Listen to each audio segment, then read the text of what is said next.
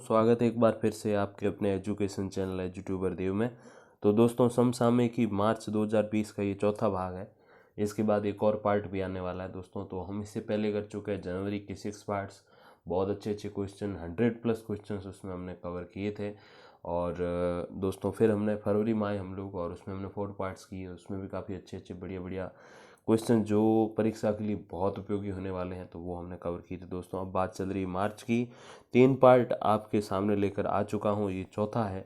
और इसके बाद एक 5वां पार्ट भी आने वाला दोस्तों। फिर हम अप्रैल की तरफ बढ़ेंगे, फिर मई, और फिर आ जाएंगे इस करंट मंथ में। तो उम्मीद करता हूँ कि जब तक जुलाई आएगा तब तक हम जून तक क्लियर कर लेंगे करंट अफेयर्स को दोस्तों। तो शुरू करते हैं पहले प्रश्न से।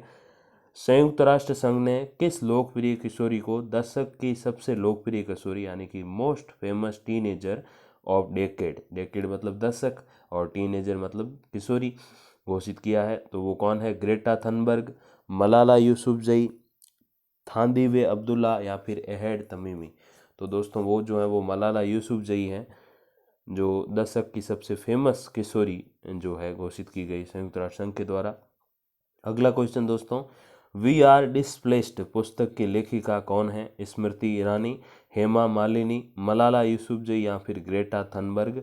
तो वी आर डिस्प्लेस्ड जो पुस्तक है दोस्तों, उसकी लेखक जो है वो मलाला यूसुफजई है। ये पाकिस्तान की निवासी दोस्तों, पाकिस्तान की शिक्षा कार्यकर्ता एक्चुअली हम कहें तो।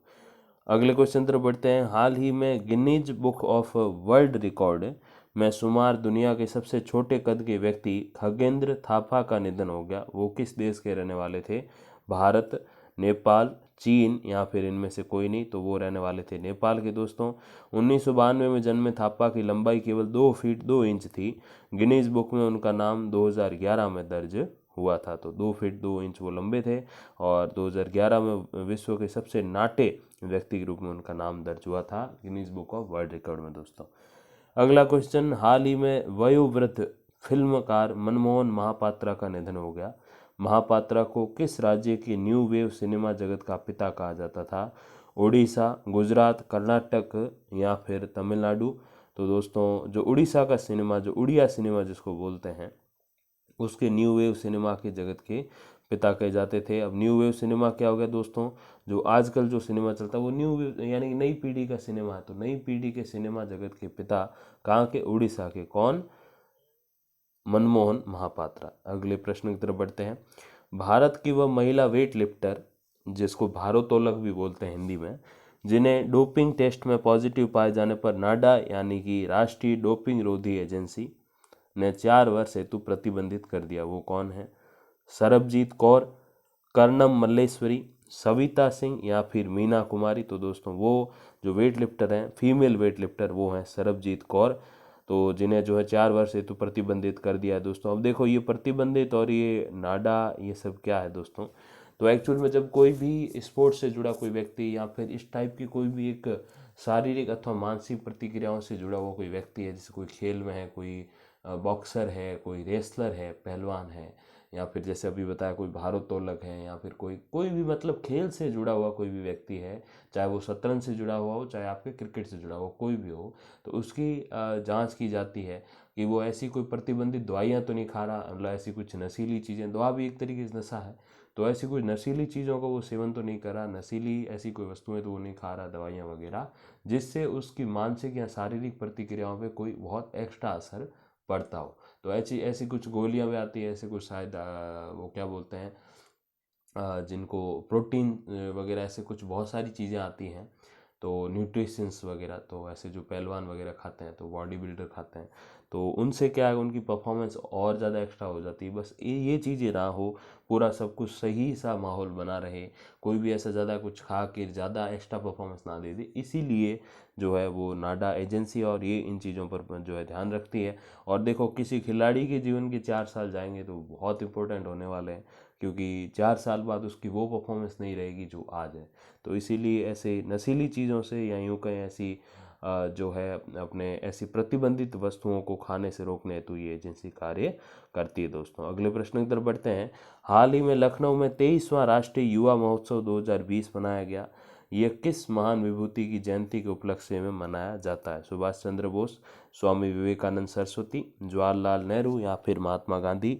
तो 23वां युवा महोत्सव मनाया गया दोस्तों यूपी में, लखनऊ में, तो वो है स्वामी विवेकानंद सरस्वती जी की याद में। जो इसका थीम रखा गया था दोस्तों, जिसको विषय बोलते हैं, वो है new India to be fit India. तो फिट इंडिया मूवमेंट जो है प्रधानमंत्री मोदी जी ने जो शुरू किया, उसी को आगे बढ़ाते हुए ये बात है। स्वामी विवेकानंद सरस्वती का जो जन्म दिवस आता है दोस्तों, वो आता है 12 जनवरी को। अगला प्रश्न दोस्तों, कर्म योद्धा ग्रंथ पुस्तक के रचयिता केंद्रीय मंत्रियों में शामिल नहीं है। तो बहुत सारे केंद्रीय मंत्रियों ने, नेताओं ने मिलकर जो है कर्म योद्धा ग्रंथ पुस्तक लिखी, तो उसमें शामिल कौन व्यक्ति जो है वो शामिल नहीं इन चार में से? अमित शाह, प्रकाश जावड़ेकर, स्मृति ईरानी और नितिन गडकरी। तो अमित शाह जो है दोस्तों वो उसमें शामिल नहीं है। उपर्युक्त 3 केंद्रीय मंत्रियों के अतिरिक्त इस पुस्तक के रचनाकारों में डॉक्टर हर्षवर्धन, रमेश पतंगे और गुजरात के सीएम विजय रूपाणी भी शामिल है। तो ये सारे जो है व्यक्तित्व जो है मिलकर इस पुस्तक की रचना करते हैं दोस्तों।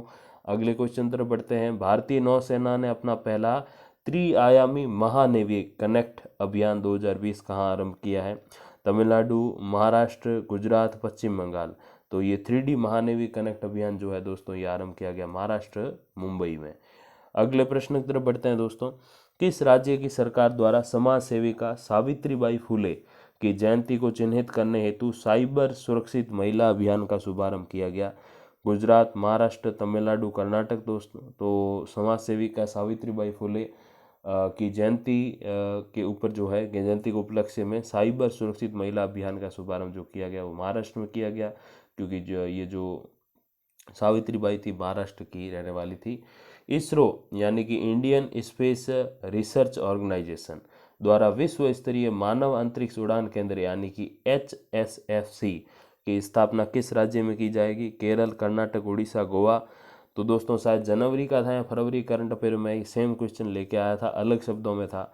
तो आपको जो है देखो, कई बार हम लोग कहते हैं यार हम पढ़ते बहुत हैं, बट एग्ज़ाम में जो है हम कहीं न कहीं उस प्रश्न को आ रहा होता, फिर हम नहीं कर पाते सही। तो उसके पीछे रीज़न क्या, घुमा के प्रश्न पूछते हैं। तो बस यही वो तरीका है।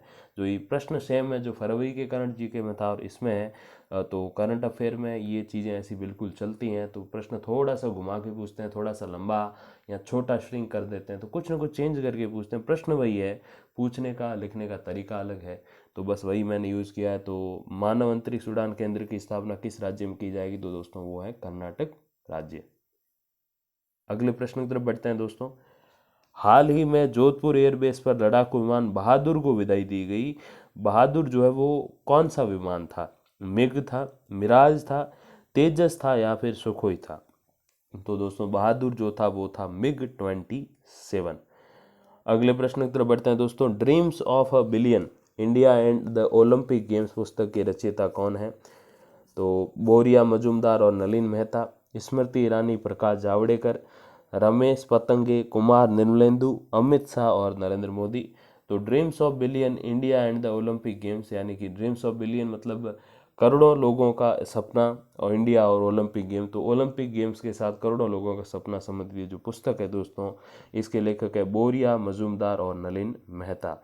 अगले प्रश्न की तरफ बढ़ते हैं। हाल ही में वित्त मंत्री निर्मला सीतारमण द्वारा केंद्र के किस प्रभाग के नाम पर डाक टिकट जारी किया गया है? प्रवर्तन निदेशालय, राजस्व आसूचना निदेशालय, चुनाव आयोग या फिर संघ लोक सेवा आयोग यानी कि UPSC।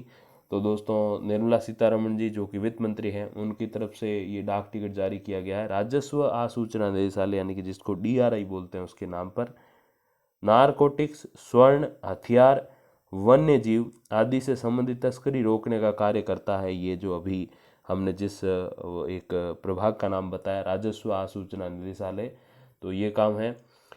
इसका गठन 4 दिसंबर 1957 को केंद्रीय अप्रत्यक्ष और सीमा शुल्क बोर्ड के तहत शीर्ष आसूचना एजेंसी के रूप में किया गया था। तो कब गठन हुआ? 4 दिसंबर 1957 को केंद्रीय अप्रत्यक्ष कर और सीमा शुल्क बोर्ड के तहत हुआ दोस्तों। अगले क्वेश्चन तरफ बढ़ते हैं। थल सेना दिवस कब मनाया जाता है? 1 जनवरी, 15 दिसंबर, 15 जनवरी या फिर 20 जनवरी। तो थल सेना दिवस जो है दोस्तों मनाया जाता है 15 जनवरी को। राष्ट्रीय उपभोक्ता दिवस कब मनाया जाता है दोस्तों? 24 दिसंबर, 24 नवंबर, 12 जनवरी या फिर 29 जनवरी। तो उपभोक्ता दिवस बहुत महत्वपूर्ण क्वेश्चन है दोस्तों, ये मनाया जाता है 24 दिसंबर को। अगला प्रश्न, मगधनामा पुस्तक के लेखक कौन है? राजनाथ सिंह, कुमार निर्मलेंदु, रमेश पतंगे, नलिन मेहता। तो मगधनामा पुस्तक के जो लेखक है दोस्तों वो है कुमार निर्मलेंदु।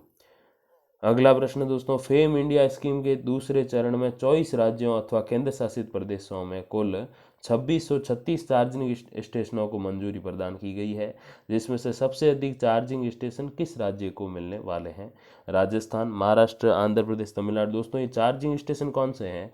आपने सुना होगा कि आजकल इलेक्ट्रॉनिक गाड़ियां भी आती हैं, इलेक्ट्रॉनिक बाइक, स्कूटर, इलेक्ट्रॉनिक कारें तक आ रही है।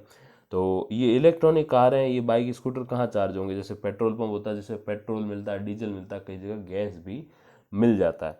तो दोस्तों ये जो चार्जिंग स्टेशन हो गया, अब हर कोई अपनी पूरा इन्वर्टर तो साथ में लेके नहीं घूम पाएगा ना, तो इसके लिए जो है उनके लिए चार्जिंग स्टेशन ज़रूरी है, जो कि हम धीरे धीरे भविष्य की तरफ बढ़ रहे हैं, बिजली से चलने वाली गाड़ियों की तरफ बढ़ रहे हैं, तो उसके लिए चाहिए होंगे चार्जिंग स्टेशन। तो 2636 चार्जिंग स्टेशनों को मंजूरी दी गई है 24 अलग अलग राज्यों और केंद्र शासित प्रदेशों में।